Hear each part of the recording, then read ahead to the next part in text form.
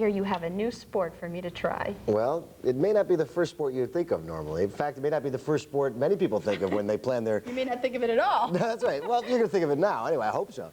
When you plan your recreation calendar this summer, you may not think of bocce, but the sport has been around a long time, and according to the game's enthusiasts, it'll be around for a long time to come.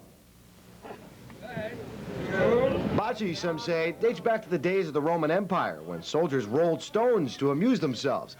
Well, hundreds of years and miles removed from those Roman soldiers, the sport has settled comfortably in Stamford.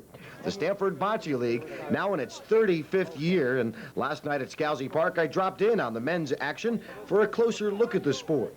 League Public Relations Director Bob Fiore explained some of the bocce basics to me.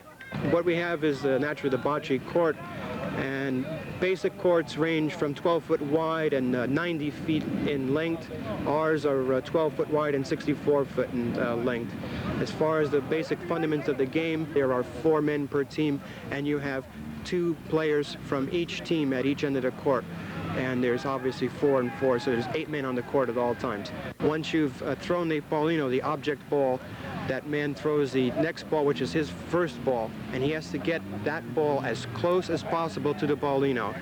Now the next man up, he's going to do his best to either knock that out or come as close to the ballino, whichever is available to him. And after that, again, you just follow suit until you come up with the 16 points.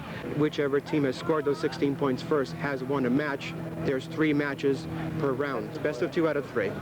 Bocce isn't exactly a thrill-a-minute sport, but the laid-back nature of the game is precisely what draws many people to it. Almost everybody I spoke with noted that while they enjoy the competition, they most enjoy the camaraderie, the chance to get together with friends and have some fun.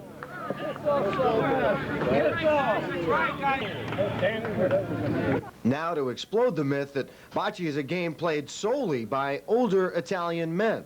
First of all, many young people enjoy the sport, as was evident last night.